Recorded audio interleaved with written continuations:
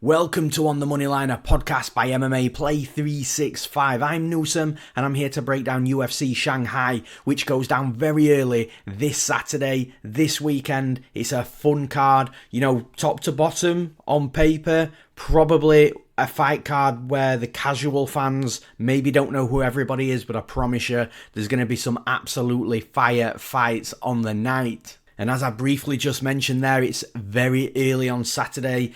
I love these Asian cards. The timing just shows exactly how hardcore these hardcore MMA fans are over the pond in the area of the US, Canada, and like I say, all those countries over the pond, because every weekend I stay up till 4 a.m, till 6 a.m, depending on what time the card starts. But like last weekend, I didn't go to bed till 6:30 a.m, staying up to watch UFC because I am a hardcore fan. But then we get to these Asian cards and then everybody in America's complaining, oh, it starts too early, I'm not watching the prelims, I'll get up for the main card. And it's like, no, hardcore fans, you need to be hardcore. Get up at 3 a.m. to watch those prelims and deal with it. Just how we deal with it every single week. You've got no excuse. But look, all jokes aside, because I do joke about it, I've always had fun over the years with these Asian cards. You got to get up for the prelims at 3 o'clock in the morning. It's not as if you're having to do it every weekend like us. So yeah, very early card. For us in the UK, the prelims start at 8 a.m,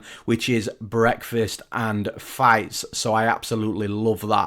But just before we get into breakfast and fights, as always, if you want to jump into the action this weekend, then make sure you do so at MMAplay365.com. We've got something for every type of gambler, whether you're a long-term gambler that likes full written breakdowns to understand why we are recommending the plays that we are recommending. We've got that section for you. If you're somebody that doesn't want to do any research whatsoever and just wants to tail a professional handicapper, which of course is myself, then we've got that section for you, an official bet section, which shows you exactly where my money is going. And I haven't lost in, I think it's 7 events in a row now. So, from a personal perspective, I'm on a bit of a hot streak right now, which is great. And if you're a fun gambler, you like the long shot parlays, we have a fun gambler section just for you where we've got pre-built parlays if you don't want to put any effort in yourself, but we also have a list of all the best betting options for those parlays as well. So if you want to build your own parlays, then you've got that create your own parlay section in there. And of course, as always, in every single betting subscription, you get Bayes AI, which is our UFC prediction software, which gives you a percentage prediction for every possible outcome of every UFC fight every week. And that, by the way, is on an absolute heater. It has, I know I keep saying this every week, but every week it just keeps on absolutely firing. Like take last weekend, for example, it predicted the underdog upset of Joseph Morales. He was the second biggest underdog on the card, I believe, and got the submission right on that as well. It predicted the Tim Elliott upset, also got round 2 submission as the most likely method of victory and rounds outcome. And then it also had like Lerone Murphy at 71% chance to beat Aaron Pico. Bear in mind, Murphy was an underdog as well. I also cashed Murphy for what it's worth, but 71% was the highest prediction of any possible fight last weekend on the win-loss, and it happened to be in the co-main event on the underdog. So look, it's absolutely firing, and that is included in every single betting subscription. We don't separate the handicapper and the Bayes AI. Everything's together in one package, and that's all at MMAplay365.com. And with the introduction out the way, with the promo out of the way, let's get down to breaking down some fights. And of course, as always, we start in the main event. We've got 5 rounds in the light heavyweight division. I don't think we're going to need 5 rounds, but it's there in case we do. It's Johnny Walker versus Mingyang Zhang. Now, for me, look, I think Zhang's going to be the next biggest talent coming out of China. I genuinely think that he's got everything to break into the top 5. I think we could be looking at somebody that has a title shot at some point in the near future as well. That's how highly I'm rating Mingyang Zhang. Like, there's still some tests for him. Like, of course, he's going to have to step up to like that top 5 competition level. And then it's going to be interesting when he faces somebody that's got legitimate wrestling and grappling. That's one area that he needs testing. And of course, if he's dragged in an absolute dogfight for 3 rounds, again, that's going to be a test for him. So there's still these tests in front of him. But from what I've seen of Zhang, I just think he's super mobile for the division. Like, he's fast, he moves well, he doesn't move like a light heavyweight, and he's got this absolutely crazy one-punch knockout power as well, which is the reason that he's surging in the UFC, and I think that's the reason he's going to surge up into, the real high end of the division as well, because it's a fist fight, and although he will have to deal with some wrestlers and some grapplers, it is always a fist fight. You are always going to get punched in the face, and when Zhang punches you in the face, that's the problem, and that's why I think that he's going to be ultra dangerous, and because of that power as well, the more he keeps doing this, and every step up in competition that he has, and if he's knocking these step ups in competition out, he's going to start causing a lot of hesitancy on the side of the opponent, to the point of, do they commit? Do they just try and sit back on the outside and hope that they don't get hit with something? And then when they come into range to strike, they're maybe not as committed because of the hesitancy. I just think that Zhang's genuinely going to be a problem, and I think he's going to be a problem in this fight. Like, I've always liked Johnny Walker. I think that, I know a lot of people have, shit on him in the past, and it's one of them for me where, I look past what the public perception is of everybody. I've always got my own opinions on every fighter, and the dude is powerful, he's super explosive, he's super athletic for the division, and he's entertaining to watch. I don't care what anybody says, like, Johnny Walker is one of the best fighters in the UFC to watch from an entertainment perspective, and you can enjoy his fights. When Johnny Walker wins, well, I know you've enjoyed that fight. When Johnny Walker loses, well, I know you've enjoyed that fight as well. Like, he's one of these fighters that is super unpredictable. And again, Walker's got that explosive, deceptive power as well. So it's like, you've got to mind your P's and Q's against Walker. You can't just go in there thinking, right, well, I'm going to absolutely run through Johnny Walker. Well, you've got to be careful, because for as good as Mingyang Zhang is, and, I've said all that good stuff about him in regards to surging up in the division and potentially looking at a future title challenger once he hits, the higher end of the division. If Zhang could absolutely go into this fight, get into range, and then Walker just fire a flying knee up the middle, hit Zhang and knock him out. Like, it's one of these super unpredictable fights from, you just... I think the best way to actually describe this is, look, if you didn't watch this fight, if you didn't watch the card, and you wake up the next day and you see Johnny Walker wins by KO, are you going to be shocked? No, you're not. You're not going to be shocked. Nobody's going to be shocked. It's just, for me, the power of Zhang, I just think Zhang's power in his hands makes him more dangerous in this fight. Johnny Walker's power is more at short range with the elbows, or, coming from the outside range with the flying knee, whereas Zhang is a nice, perfect boxing range where he can hit straight down the middle, long straight shot down the pipe, and I just feel those shots are going to be more effective because they're more likely to land. So that's why I am going to be on the side of Zhang in this fight, just because I think the type of knockout power that he's got in his hand comes from strikes that are more likely to land at a higher percentage, whereas Johnny Walker, it's explosive, it's opportunistic. Like I say, there's definite deadly power in there, but the type of strikes that he lands with that explosive, athletic, elusive type of striking that he's just got a slightly lower percentage probability in regards to how likely it is to land. So that's why I am on the side of Zhang. I think it's going to be explosive. I think somebody's getting knocked out. I don't see this fight even going past round 2. In my opinion, I think round 2, round 3, and I know we've said this before with Johnny Walker fights and he goes to a 5-round decision, but I just don't see it in this fight. I think someone's going to get hit, because that's the other thing. Like, Zhang can get hit as well. It's just at the minute he's shown real good durability. He's shown the ability to be able to withstand hard shots coming back at him so he can land his own. And again, that's something else that I do take into consideration. I think the durability is more on the side of Zhang as well. But I definitely think someone's going to get knocked out. I wouldn't be shocked if it was Walker that got the knockout on Zhang. But from a pick and prediction perspective, I'm picking Mingyang Zhang to win this fight. And in the next fight, in the co-main event, we've got a really, really good fight here. On paper, in my opinion, it's the best fight on the card. I'm not sure it quite plays out from an entertainment perspective that it'll be the best fight on the card. But like I say, from a name value perspective and where both fighters are at, and stylistically as well, I just think it's an unbelievable fight. We've got Brian Ortega versus Aljamain Sterling. Now, for me, just quickly on the fight itself, I think I said this last week or the week before, but the UFC should start doing more featured co-main events where we've got 5 rounds for these types of fights, because this is a potential fight that we could go into the 4th and 5th rounds in this type of fight. And although, like I've just said, look, from an entertainment perspective, for the masses it might end up, a little bit frustrating, but I see a fight here that could be very intriguing from that wrestling and grappling perspective, and give me 5 rounds of that all day long. So it's not 5 rounds, it is 3, but I really wish the UFC for fighters that have fought 5 rounds before and fighters that are in and around the top of the division, I just think they make sense, and I wish this was. But we've got 3 rounds instead of 5, and like I say, I still really like the fight. And look, although I said that, the fight is really good from a stylistic perspective, I do think the fight does heavily favour Aljamain Sterling. Now, I don't think it favours him that heavily that he should be a minus 300 favourite, which I think is what he opened up at. The money has been coming in on Ortega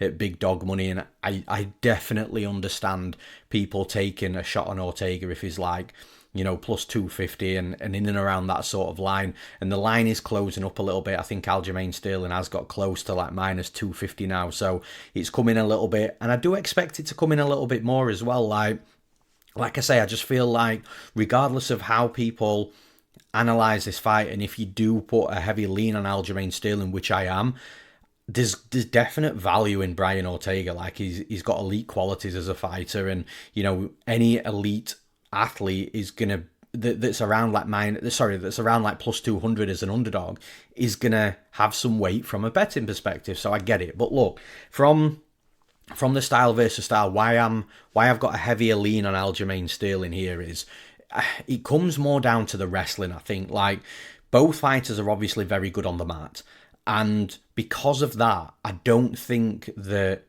either fighter is going to be worried about getting into the guard of the opponent. Like sometimes when Brian Ortega fights, even if he's fighting somebody that is decent grappling and comfortable grappling, they kind of don't want to get into the guard of Ortega or get onto the mat with Ortega just because Ortega's grappling is elite, but Sterling's grappling is also elite, and I just feel that Sterling is not going to have any issues whatsoever getting Ortega on his back and grappling with him, because for as good as Ortega is, I just don't think Ortega is going to throw up an armbar or a triangle and get Sterling out of there with the quality that Sterling has from a grappling perspective. I just don't see that at all. And even on the flip side, like if Ortega gets on top of Sterling, I think that's where Ortega wants to fight as well. But the difference here for me is the wrestling. Like Ortega can get fights down to the mat, but Sterling's, he's a more...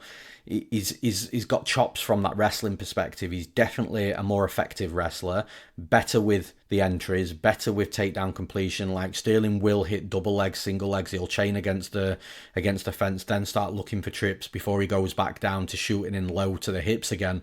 Whereas Brian Ortega, he doesn't usually attempt the single legs and double legs. It is more body locks and then trips down to the mat. And again, I just think that once both of these fighters get in close and start clinching up and they start, maybe rotating and alternating takedown attempts, I just think it's Sterling that's going to get the better of Ortega from a wrestling perspective.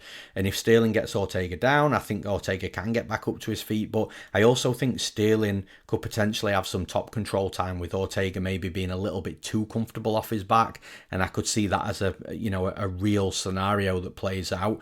From the striking perspective, look, both of these fighters over the years have gotten better from the striking side of things. They were both predominantly grapplers, Sterling with the wrestling on top of that. And the striking did lack for a number of years at this level in the UFC, but I think they're both super comfortable striking now. Ortega maybe a little bit cleaner, a little bit tighter with the boxing than what Sterling is. Sterling will use more kicks than what Ortega will use. So from a striking perspective, if you're forcing my hand, I would probably say that Ortega maybe has the very slightest of edges from the striking, but I don't think it's going to be anything clean and clear. He also has a power upside as well. I think that is that's another real upside that he has. So yeah, look, overall from the striking perspective, I think Ortega just edges it. But for me personally, I don't see a scenario where Sterling isn't ultra aggressive from a wrestling perspective. I think Sterling's going to try and get this fight down to the mat at any opportunity. I don't think he's going to be concerned about Ortega's grappling because, like I've already mentioned, Sterling's got world-class grappling himself, and I think Sterling's game plan is going to be get Ortega down the mat, blanket him, suffocate him, get strikes off, potentially look for submissions.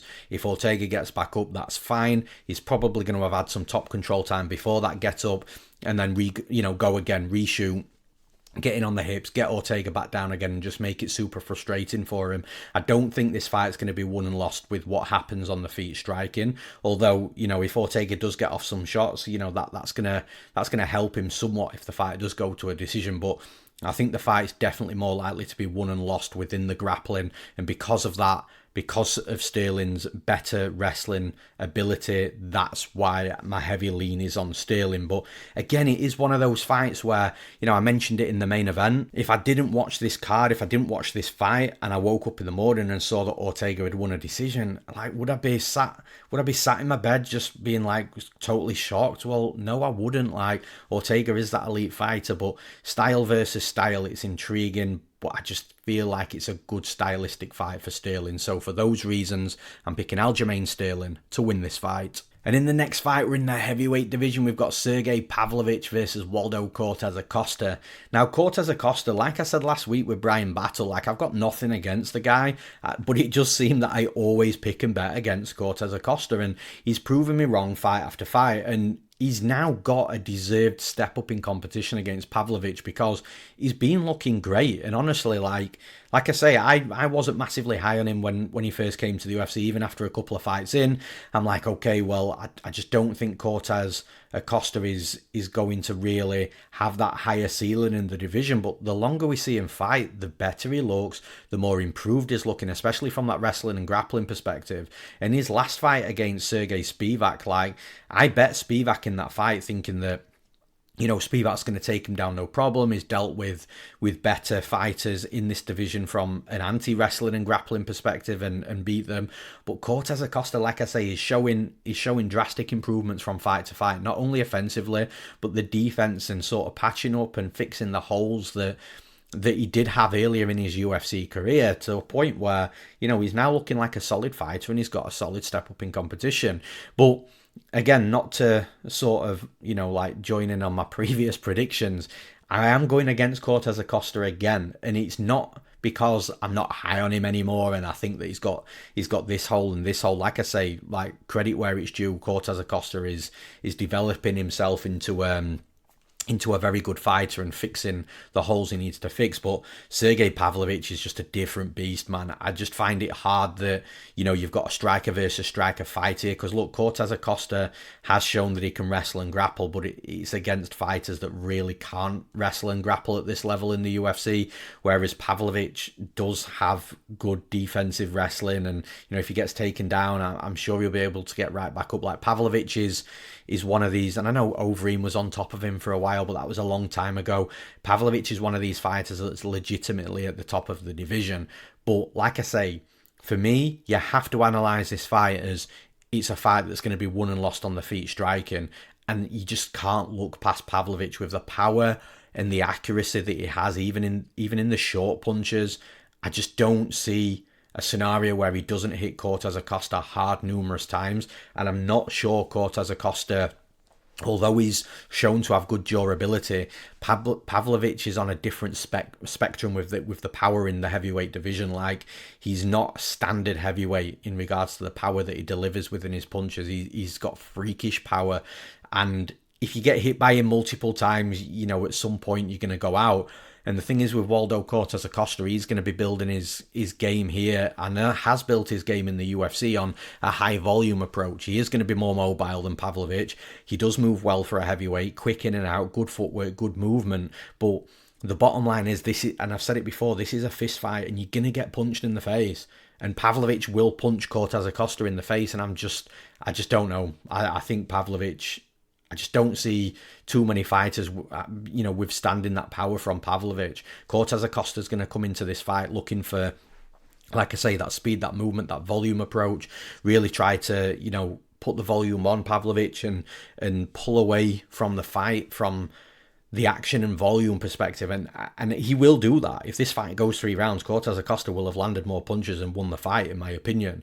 But for it to go 3 rounds, Pavlovich is going to have landed on Cortes-Acosta, and that's why I think that, it's not going to go 3 rounds, and Pavlovich is going to get Cortes-Acosta out there because of the freakish power. So, yeah, like I say, Cortes-Acosta is and has proved me wrong, and he's developed himself into a really good fighter, but I think Pavlovich is going to land punches here. Of course, it's a fist fight. I think he's going to knock him out. So, for those reasons, I'm picking Sergei Pavlovich to win this fight. And in the next fight, this is a super intriguing fight, and I think, when you're looking at fight of the night contenders, I definitely think this has got a fight of the night type of fight written all over it. We've got Sumudaerji versus Kevin Borjas. Now, like I say, it's got fight of the night written all over it because it's got fight taking place and being won and lost from the striking perspective written all over it. Both fighters are really good strikers, really quick, really clean, good combinations. They've both got deceptive power as well,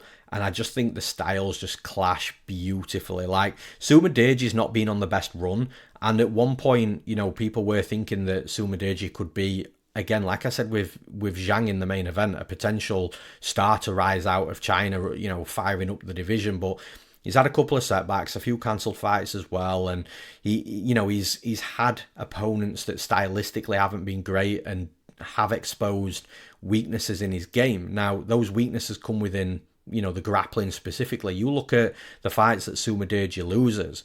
Sumudaerji's losing fights because his opponent's getting takedowns on him.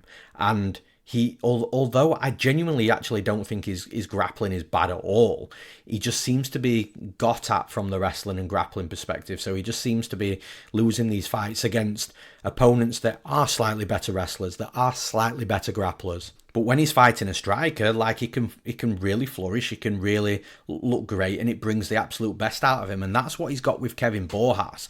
But Borjas is a good striker himself. You can write the Joshua Van fight off straight away, even though I kind of don't want to forget about it because Borjas had a really good first round against Joshua Van. It's just the problem is most fighters up until of recent times have had good first rounds against Joshua Van. That's one of the reasons Joshua Van has really developed and progressed, in my opinion, because he's got rid of that slow start, losing the first round and then having to come back. But when Borjas fought him, he was very much that type of fighter where he gave away the first round, and Borjas obviously capitalised on that. The other loss Borjas had was Alessandro Costa, which the jury's still out there, in my opinion. Like, I love Alessandro Costa. I think he's a good fighter, but I'm just when I say the jury's still out, I'm just unsure of exactly where his level is, and we'll find out very soon. But I think, look, Borjas, I don't think it's a terrible loss against Alessandro Costa. And then, of course, he had the good win against Ronaldo Rodriguez in Mexico. So Borjas has sort of had, again, similar to Sumudaerji, he's had some hype, and then he's took a loss or two, and then he's had to come back. And, the same can be said about Sumudaerji, which is why it's an interesting fight. But like I say, the fight should be won and lost striking. Sumudaerji doesn't really shoot takedowns, neither does Kevin Borjas, although it is possible for both of them. I just don't see a fight that's finished by submission or ground and pound from wrestling and grappling. I just see a fight here where both fighters are going to be striking. Now, my lean is on Sumudaerji. I like the hometown energy. These Chinese fighters, they do tend to feed a lot off the crowd. The crowd's wild, and they're at home, and it tends to bring the best out of the Chinese fighters. But of course, that's like a massive intangible that you can't put too much stock behind. So Sumudaerji, although I like the hometown side here, I like the fact that he's super aggressive and he's very difficult to break. Whereas if you watch Kevin Borjas and Alessandro Costa, Borjas started that fight decent. He starts every fight decent and he was landing, but so was Costa. And when it came to a battle of attrition and both were landing, and who's going to take that first backward step, who's going to sort of, give up that that pace and that range, it was actually Borjas that gave that up. And then what that did is it allowed Costa to come forwards, land on him, and ultimately just start to chip away at him to the point where he's slowly and methodically breaking him down. And you can even argue that with Josh Van as well. I know Van's at a really high level and he's definitely, in my opinion, a future UFC champion, but after that first round, when Van started coming back, he started landing the combinations, putting his foot on the gas a little bit more, ripping to the body, ripping to the head. And again, when it came down to a striking battle of attrition, it was Borjas that ended up backing down and getting beaten. So when I'm looking at this fight with Sumudaerji and Borjas, both are going to be striking, both are going to be landing, and when it's time for someone to take a backward step and sort of give up that battle of attrition from a striking perspective, I've just seen historically Borjas give that up a little bit. And once you start giving Sumudaerji a little bit of an inch, he'll start taking a mile and he'll come forwards and he'll start landing good strikes. And again, in a fight that's, in my opinion, won and lost from a striking perspective, I just trust Sumudaerji a little bit better when it comes to who's going to win that battle of the strike and attrition. I think it's going to be Sumudaerji, because I've seen Borjas just back down a little bit in a couple of fights, and I just think if he does that against Sumudaerji with the home crowd against him, Sumudaerji's just going to get this massive boost and lift from the crowd that's just going to end up, sort of transferring into the cage. And I just feel that although it's going to be a good fight, and it's going to be definitely one that could potentially be the fight of the night, someone's going to have to start taking a backward step. Someone's going to have to give up a little bit of that, dictating the pace and the range. And I just feel that's more likely to be Borjas. So for those reasons, I'm picking Sumudaerji to win this fight. And in the next fight, we've got newcomer Taiyilake Nueraji versus Kiefer Crosbie. Now, this Nueraji looks absolutely fun. He's a guy that it looks like he's got insane durability. He'll be fine eating 3 punches as long as it means that he can step forward and land one himself. He doesn't care.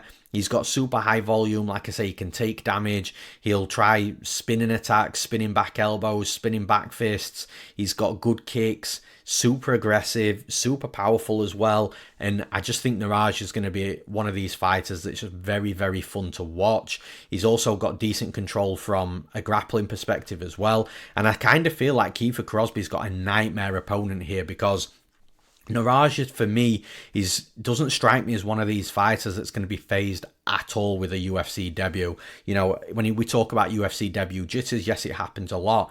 But Nueraji is the type of fighter who really doesn't look like a lot phases him at all. And I don't think a UFC debut will phase him to the point where he's getting jitters. In fact, I feel the complete opposite. I think that he's going to absolutely rise to the occasion in front of the home crowd as well. Like, what an event and what a moment to make a UFC debut. And when you're a fighter that looks so stoic and zoned in and just in full belief of every weapon that you've got in your arsenal.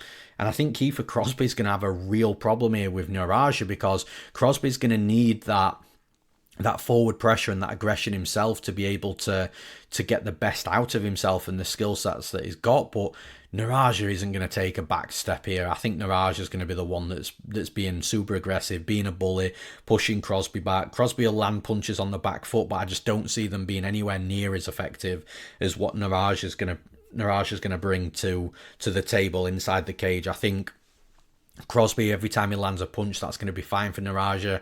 Nueraji will come forwards and land on him. And I just think eventually Nueraji, with the pace, the pressure, the striking, and just being totally overwhelming as a fighter, he's going to get at Crosbie, and he's going to end up making it, like I say, a nightmare fight. If it goes 3 rounds, I think it'll be Nueraji that's got a high volume count here, that's been on the front foot, that's got the crowd screaming, and I think it'll be a comfortable decision. But I'm kind of seeing a finish here. I think Nueraji is going to land. He's going to land hard with that, again, the pace, the pressure, just being in Crosbie's face and being totally overwhelming.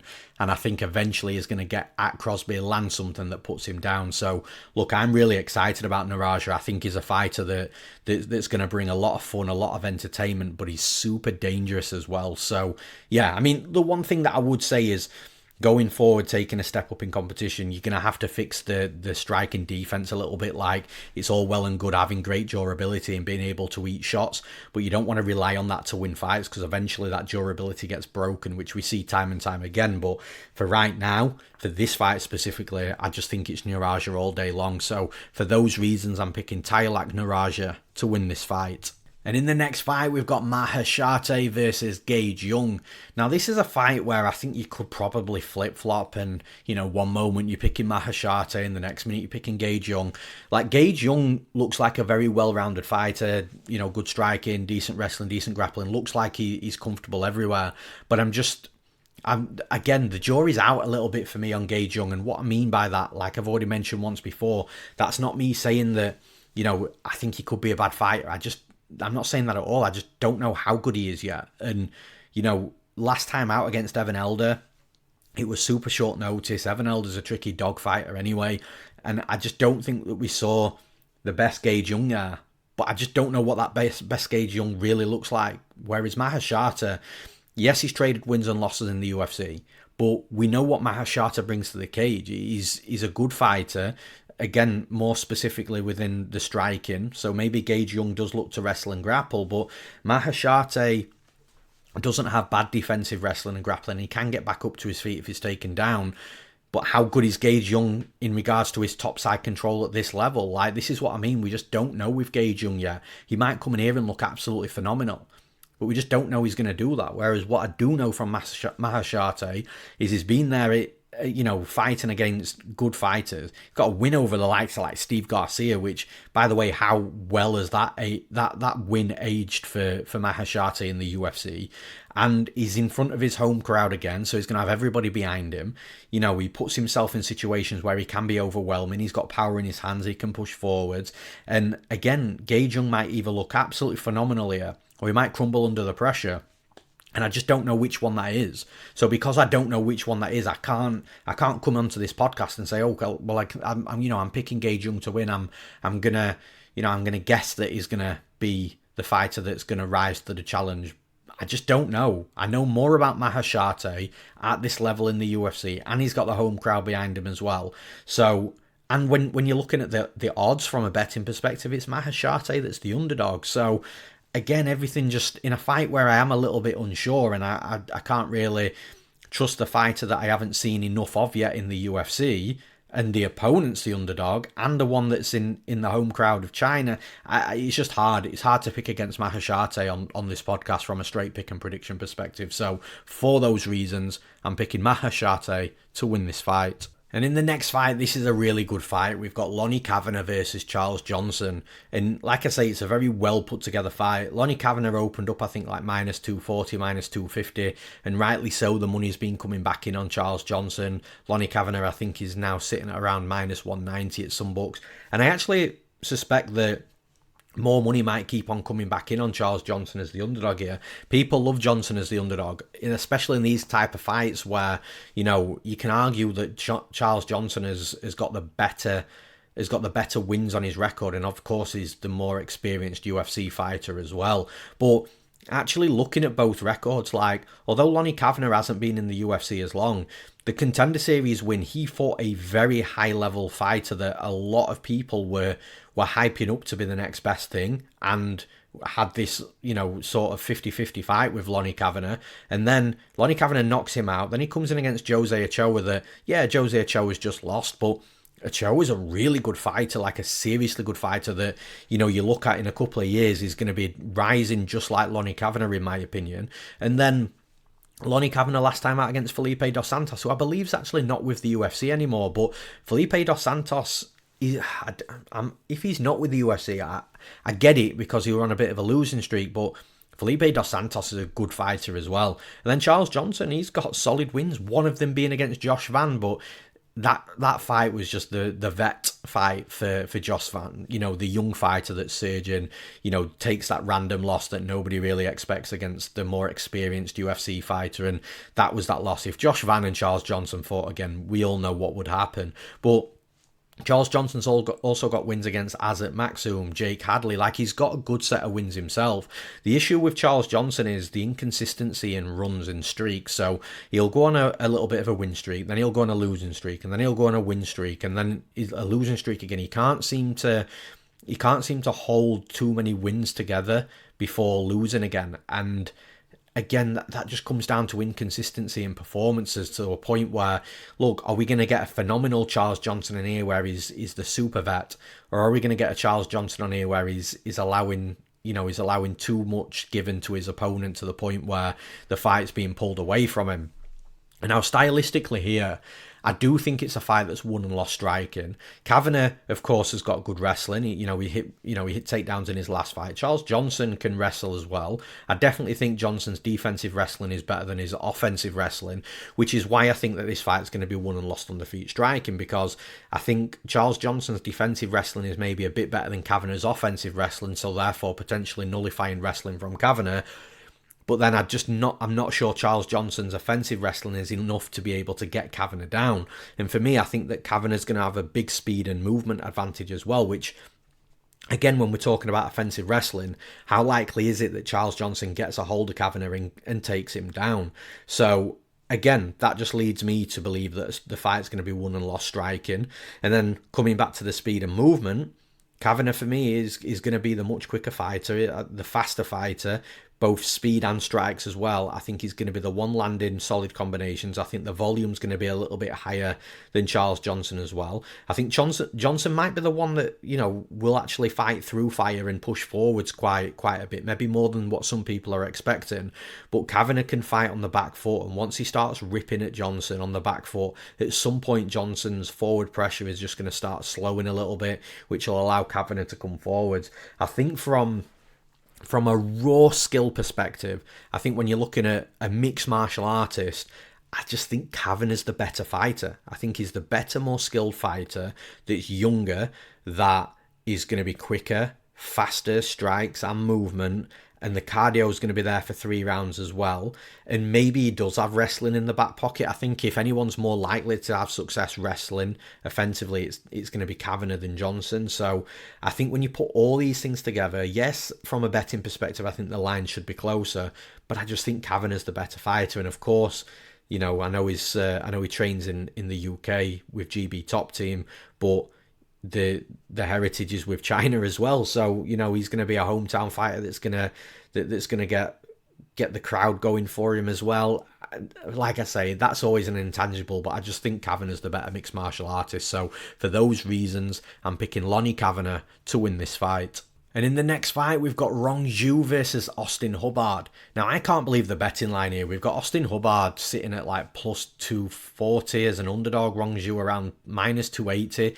I can't believe the lines are that wide. It's just what's difficult to determine is there's definite, look, it's 100% a dog or pass type of fight. You either bet Hubbard or you don't bet this fight at all from the money line. So with Hubbard, I think it's hard to determine. We know that there's value there in his line, but is it going to be one of those, those false hope type of fights where, you bet the value and it's just going to lose comfortably? But again, it's value is value. And Hubbard, he goes to these split decisions. Look, we all know what Hubbard is at this point. He's not a fighter that's going to hit the rankings or the top 10 or anything like that, but he's such a stoic sort of like gatekeeper at the mid-tier in the UFC, where Hubbard will provide problems for a lot of fighters in and around his level, which Rongzhu is at. Like I say, Hubbard goes to these split decisions. Split decision against Alexander Hernandez. Look what he did to Chase Hooper last weekend. Then you've got a split decision last time out against Markel Medeiros, which Markel Medeiros is not an Alexander Hernandez, but Medeiros is still a very dangerous fighter that people are thinking that, he might have a decent career in the UFC. And Hubbard, even though he's losing these split decisions, the fact that the split decisions tells you that he goes close with every type of fighter, no matter where his opponent is strong and stronger than himself, he always rises to that level. So like when he's fighting an absolute beast wrestler, well, his defensive wrestling rises to the wrestling of his, the beast wrestler. When he's fighting a super strong striker, well, suddenly he's in the fight striking, and then he's got, that good all-round game, so he can mix the game up as well. It's the same with Rongzhu. If Rongzhu comes forward here and starts being super aggressive, it wouldn't surprise me for Hubbard just to take him down and get some top control time. And then Rongzhu gets back up to his feet, lands the better strikes, and Hubbard takes him down again. And then suddenly we're going to be left with a split decision, a very close split decision. So I just don't understand the betting line, how they can have Hubbard at like minus 240 when Rongzhu can be got at. Only 2 fights ago, Rongzhu lost against Chris Padilla. He was finished by Chris Padilla. And sure, last time out, he had a good fight against Cody Steele, beat Cody Steele after he was hurt a couple of times. But Cody Steele, I just think that there's also a massive amount of recency bias baked into Rongzhu's betting line because of that Cody Steele fight. He just had a good night. I don't think that, look, if Rongzhu and Cody Steele run that fight back 10 times, I'm not sure how many Rongzhu actually wins. You know, I know he won the one that matters, but like Cody Steele also didn't fight to his game plan. Like, he fought to Rongzhu's game plan and got beat. Shock. So with Hubbard, I just think Hubbard's a little bit smarter. He's a little bit more well-rounded. Fight IQ's there. I just think, look, if Rongzhu comes in here and torches him and knocks him out again, I'm not going to be surprised. But you shouldn't be surprised if somebody's minus 280. It's just on the flip side, I know that Hubbard makes these fights dirty, ugly, gritty, grindy, razor-close split decisions. And he can make those fights, those types of fights for a reason, because he's super well-rounded and fights to the level of his opponent, even if his opponent's better than him from a skill perspective. So, look, I'm going on the side of Hubbard. I've got to stick to my guns and what I believe in. And if there's an underdog here that's priced ridiculously, even if that underdog can go out there and get absolutely torched, I just think pre-fight the line's too wide. And in a fight where either fighter could win, I'm just going to side with the underdog from a pick and prediction perspective. So for those reasons, I'm picking Austin Hubbard to win this fight. And in the next fight, we've got Michel Pereira versus Kyle Daukaus. Now, this is Kyle Daukaus' second stint in the UFC. He had a first stint, traded wins and losses, didn't end up getting re-signed by the UFC, went onto the regional scene, did well, and has come back to fight Michel Pereira. So Kyle Daukaus, like, of course he did well back on the regional scene. I do think he's a UFC caliber fighter. So when a UFC caliber fighter gets released from the UFC, they tend to do really well regionally. And I wish we saw it more often than not. They come back to the UFC, which obviously Kyle Daukaus has done, and he's got that contract back, and he's now back on the roster. But Michel Pereira is a tough fight to come back to, and I kind of feel that's why the UFC have brought him back. They brought him back because maybe it was difficult to find someone to fight Michel Pereira in China, and Kyle Daukaus was like, well, dude, I'll fight anybody, any location, just get me back in the UFC, and, you know, that's kind of how it's happened. So that's my opinion, and like I say, it's a tough fight, but the one thing that Kyle Daukaus has got going for him here is his strengths within the grappling is absolutely where Michel Pereira's weakness is. Like, if you're looking at Michel Pereira and you list his strengths and you list his weaknesses, on the weaknesses, it's going to be defensive wrestling and defensive grappling. You know, no fight is perfect, and every fight does have the weakness in where their abilities aren't as strong, and that's what we've got with Pereira. So if Kyle Daukaus can get Pereira down and get him down often, I think Daukaus has got a fight here where he can actually just like slice through Michel Pereira, if I'm being honest. But Michel Pereira, to his credit, although the weakness is within the wrestling and grappling, he tends to be got at from that perspective by fighters that are very much world class in that area. So like an Anthony Hernandez, who was doing that to everybody. He did to Pereira what he's doing to absolutely everybody, and it's that type of high level fighter that I think gets at Pereira. Whereas Daukaus, I just don't know if Daukaus' grappling is levels above Pereira. But where it causes me a bit of a pause here is Daukaus' offensive wrestling good enough to get Pereira down? And his offensive wrestling numbers aren't actually that good from that UFC stats perspective. So I'm just not convinced Daukaus can get Pereira to where he wants to get Pereira to be able to dominate the fight. And then on the feet, Pereira's levels above Daukaus, and the fact that all fights start standing tells me that, look, if Pereira's landing on Daukaus and hitting him hard, there's every chance he knocks him out. But also, if he's landing on Daukaus and hitting him hard, it's going to make the wrestling harder work for Daukaus, which is already going to be hard work for him anyway, getting somebody like Pereira down, who is big and explosive. If Daukaus can get him down and consistently and regularly though, then yeah, he absolutely smashes Pereira, but I don't think that's going to happen. I think Pereira is going to be hard for Daukaus to take down, just in general, but also with the forward movement, the pace, the pressure, and the hard strikes that Pereira is going to be landing on Daukaus, and also this weird elusive movement that Daukaus is going to have to, figure out and get Pereira in one place and one spot to be able to shoot the takedowns. I just think the more I look at this fight and analyse it from that wrestling perspective, the bigger the mountain that it is for Kyle Daukaus to climb here. So for those reasons, I'm picking Michel Pereira to win this fight. And in the next fight, we've got Yizha versus Westin Wilson. Now, this fight, in my opinion, is so difficult to predict and break down because of that unpredictability. Now, look, Westin Wilson, I think many people have said since he came into the UFC that he might not be UFC caliber. He's just getting torched. He's this really tall, long fighter that the striking is lacking and definitely needs work, but then he's so opportunistic with his submissions. Even if he's on his back, because he's so long, he'll throw his legs straight up and then suddenly defending arm bars and triangles. And he actually got Jeka Saragi out of there in round one with a submission in his last fight. Bear in mind, Jeka Saragi, I'm sure, I'd have to go back and check, but I'm sure Saragi was like minus 300, maybe even wider. Like, again, the betting market just does not believe that Westin Wilson's a UFC caliber fighter. But when you actually have a look at Westin Wilson's 3 UFC fights, so he's 1-2 in the UFC. He beat Jeka Saragi in his last fight, so he's on a 1-fight winning streak. The other 2 fights were Joanderson Brito, which he got absolutely torched against, and then Gian Silva, who is one of the best fighters in the division now, and he got torched by him as well. Well, guess what? Joanderson Brito and Gian Silva will beat most of the division, or a lot of the division. So I don't think you can really judge Westin Wilson on those fights. But then on the flip side, Jeka Saragi has proved that the UFC caliber is going to be, a little bit of a stretch for him as well. So can you really judge that win as well?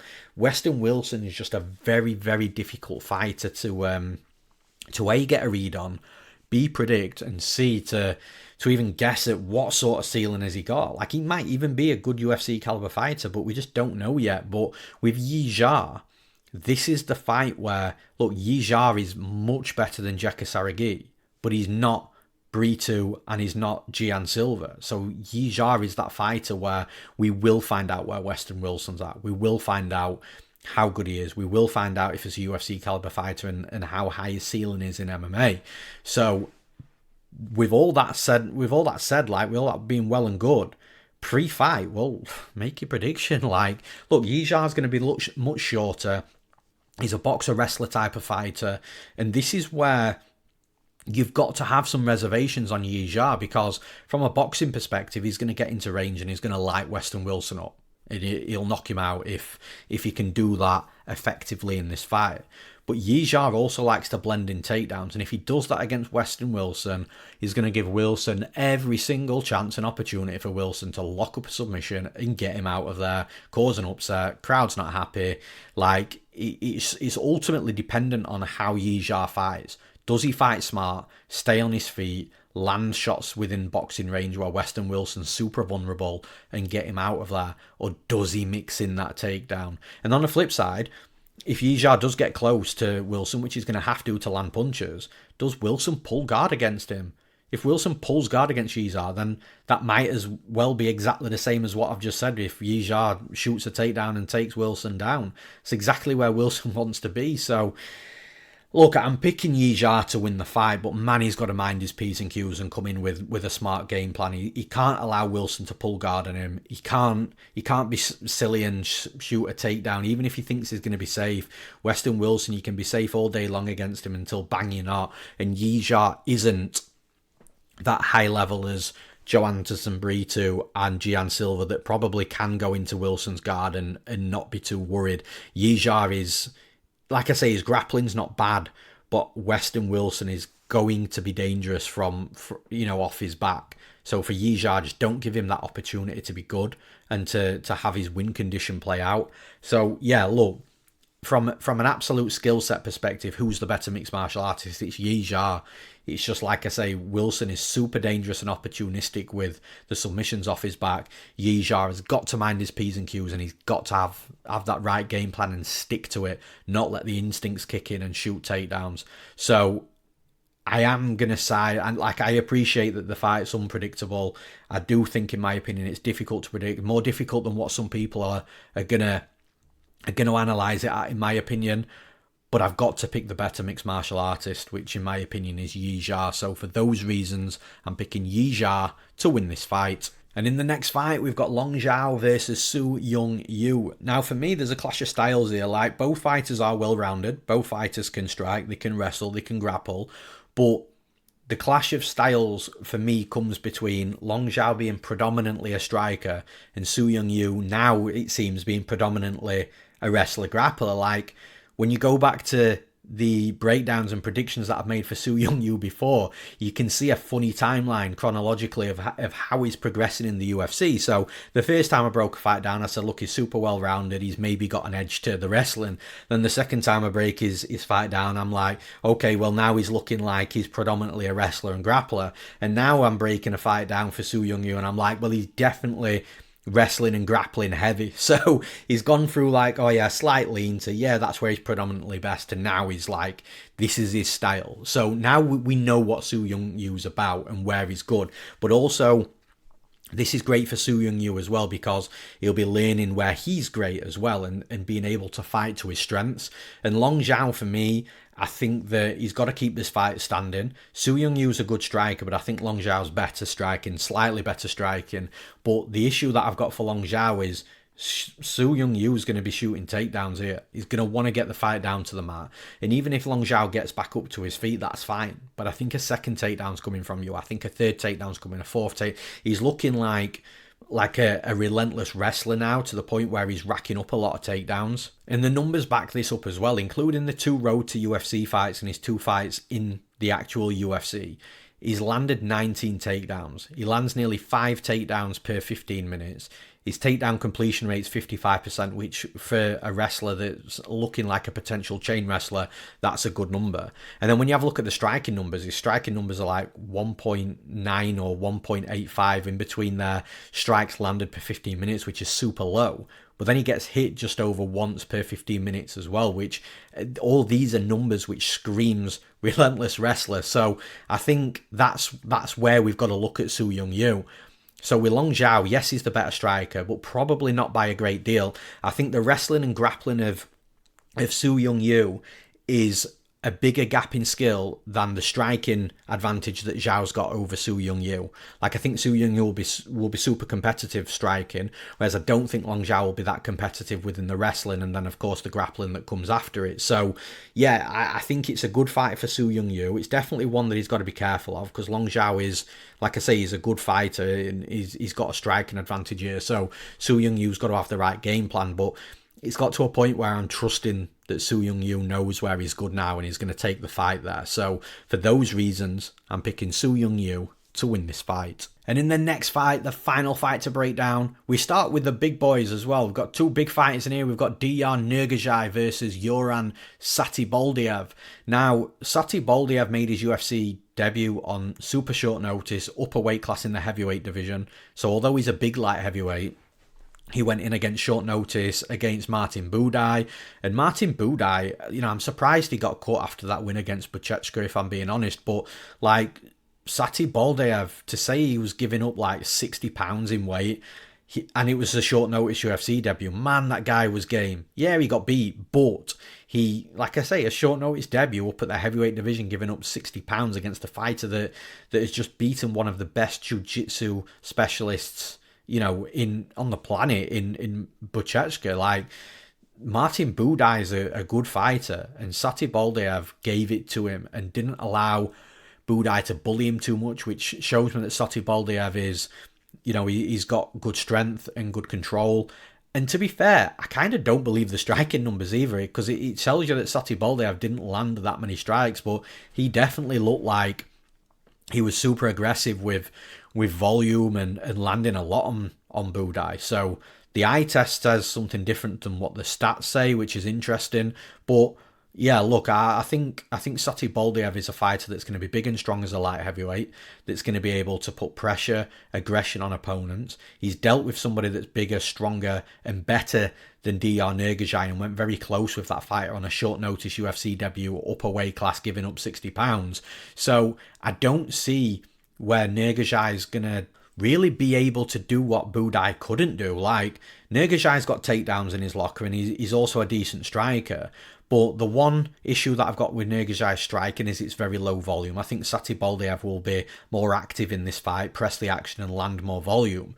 And then does Satybaldiev get taken down? Sorry, I just called him Baldiev there.